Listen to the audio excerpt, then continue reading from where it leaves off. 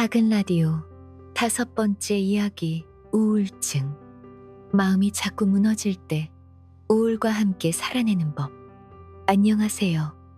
오늘도 어김없이 밤 10시 작은 라디오를 찾아와 주셔서 감사합니다. 저는 서연입니다. 요즘 들어 부쩍 하루가 너무 길게 느껴진다는 말을 자주 듣습니다. 계절은 변하고 해는 길어졌는데 어쩐지 마음은 자꾸만 움츠러들고 하루 중 가장 조용한 이 시간, 문득 이유 없이 눈물이 차오를 때도 있죠. 잠들기 전에 창밖을 바라보면 불 꺼진 건물들 사이사이에도 깨어있는 마음들이 있다고 믿고 싶어집니다. 나만 이런 게 아니었으면 누군가도 나처럼 가만히 멍하니 앉아 그저 조용히 숨쉬고 있었으면. 오늘은 그런 당신을 위해 이 시간을 준비했어요. 마음이 자꾸 무너질 때 우울과 함께 살아내는 법. 마음속 어딘가에 고인 슬픔과 무기력함, 쉽게 설명할 수 없는 무거움이 자꾸 덮쳐올 때 우리는 어떻게 나를 지켜낼 수 있을까요? 오늘 방송에서는 우울을 부정하거나 밀어내는 것이 아니라 그 감정과 함께 살아내는 5가지 연습을 나누어 보려 합니다. 우울증이라는 말은 이제 우리에게 낯설지 않은 단어가 되었습니다. 하지만 익숙하다는 말과 이해한다는 말은 다르죠. 실제로 많은 사람들이 여전히 우울함을 감정이 아닌 의지 부족으로 여깁니다. 너무 예민한 거 아냐? 마음을 강하게 먹어야지.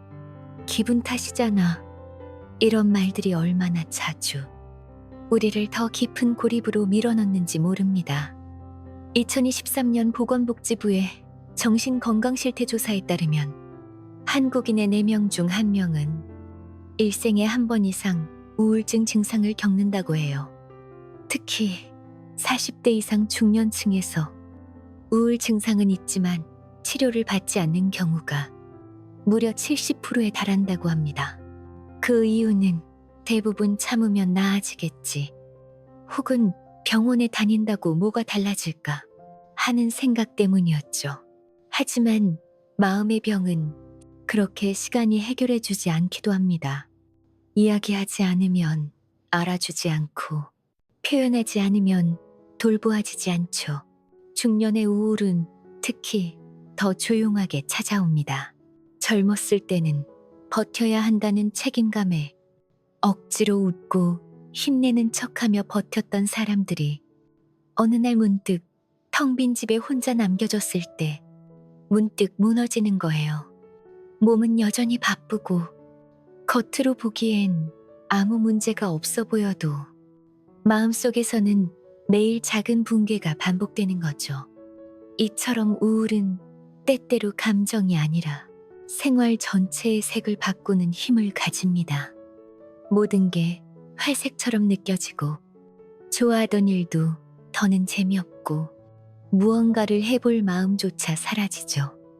무기력, 피로감, 불면, 식욕저하, 그리고 이유 없는 눈물과 두려움. 이 모든 증상이 들쑥날쑥 반복되다가 어느 날 거울 속 내 모습이 낯설어집니다. 나는 왜 이렇게 되었을까? 이대로 괜찮은 걸까? 오늘은 그 질문에 대해 조금은 다정하게 답해주고 싶어요. 이대로 괜찮다고. 우울도 감정이고 지금의 나도 여전히 살아내고 있다고. 이제 우울과 함께 살아내는 5가지 연습에 대해서 이야기해 볼게요. 첫 번째, 기분을 기록하는 하루 한 줄. 우울의 특징 중 하나는 모호함입니다. 분명히 힘든데 어디서부터 어떻게 말해야 할지 모르겠고 그저 기분이 나쁘다, 뭔가가 무겁다는 말만 맴돌죠. 이때 도움이 되는 건 감정을 언어로 옮겨보는 일입니다. 너무 길 필요는 없어요. 오늘은 기운이 없었어. 괜히 눈물이 나왔어. 밖에 나가긴 싫지만 햇살은 좋았어. 이렇게 하루 한 줄만이라도 지금 내 감정의 결을 적어보는 것, 그게 마음의 흐름을 따라가게 해줘요. 심리학자 페넷 베이커 교수의 연구에 따르면 감정일기를 꾸준히 쓰는 사람들은 그렇지 않은 사람보다 스트레스 조절 능력이 뛰어나고 우울 회복 속도도 빠르다고 합니다. 감정을 적는다는 건 마음속 안개에 이름을 붙여 조금씩 걷어내는 일이기도 해요. 두 번째, 일상의 리듬을 최소한 유지하기. 우울이 깊어질수록 우리는 멈추고 싶다는 생각을 자주 하게 됩니다.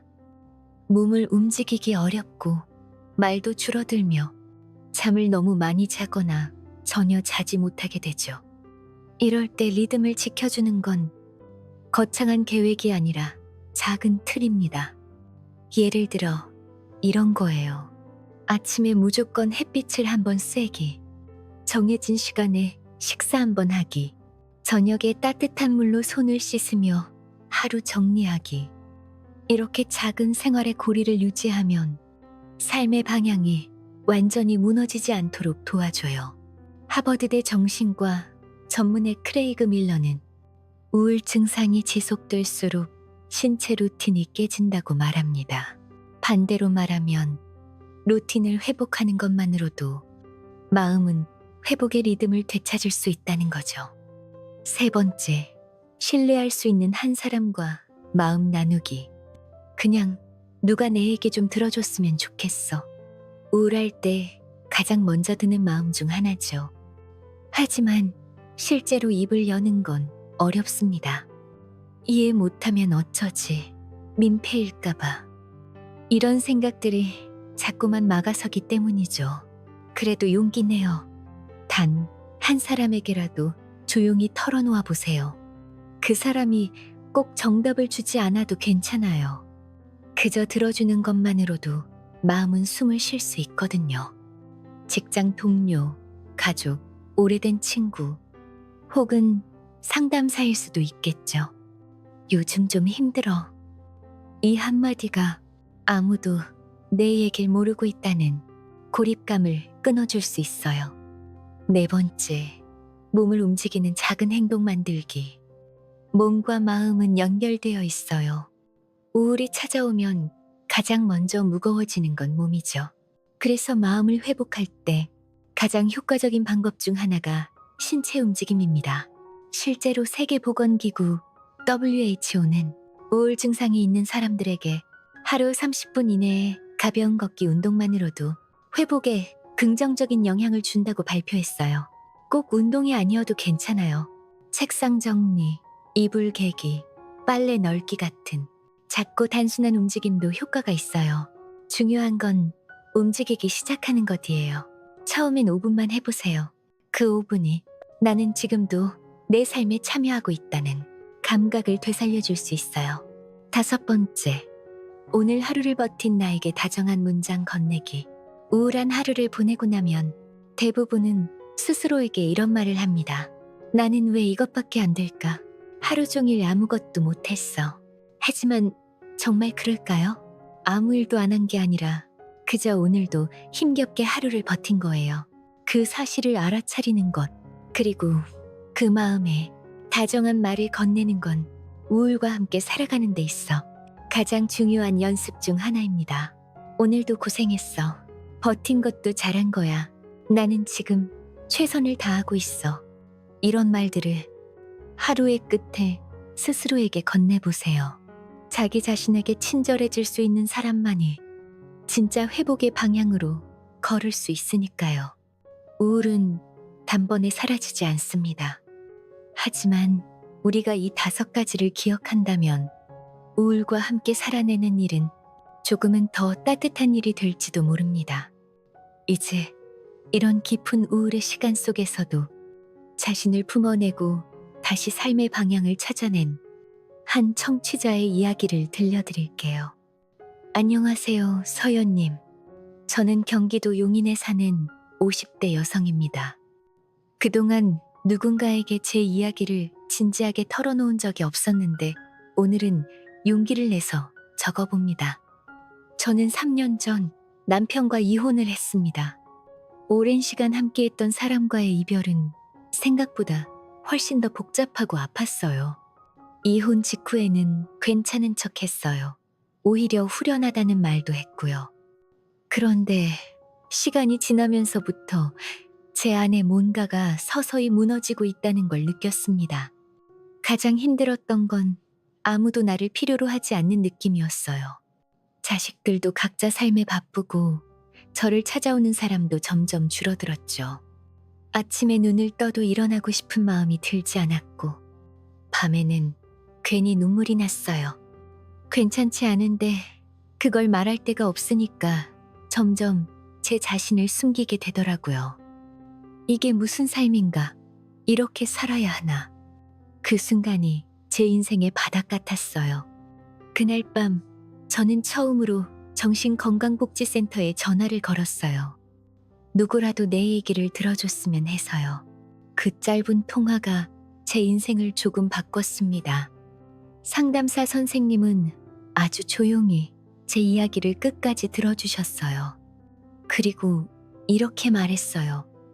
지금 그 감정 충분히 이해해요. 이건 당신이 약해서가 아니라 너무 오래 혼자 견뎌왔기 때문이에요. 그 말에 참 많이 울었어요. 그 후 저는 지역센터에서 진행하는 우울증 회복 프로그램에 참여하기 시작했어요. 처음에는 의심 반, 체념 반이었지만 매주 월요일마다 조용히 찾아갔어요. 그곳에서는 명상도 배우고 미술 치료도 받고 내 감정을 일기처럼 적는 연습도 했어요. 제게 특히 도움이 되었던 건 감각 일기였어요. 그날 본 가장 예쁜 색, 들은 소리, 손에 닿은 따뜻함 같은 걸 매일 적는 거예요. 그렇게 작은 감각을 붙잡다 보니 잊고 있었던 사소한 기쁨들이 조금씩 돌아오기 시작했어요. 또 하나는 내가 괜찮아질 수 있다는 가능성을 믿은 거예요. 심리치료 선생님이 해준 말이 있었어요. 우울감은 뇌의 신경회로도 영향을 받습니다. 감정이 문제가 아니라 회복의 과정이 필요한 거예요.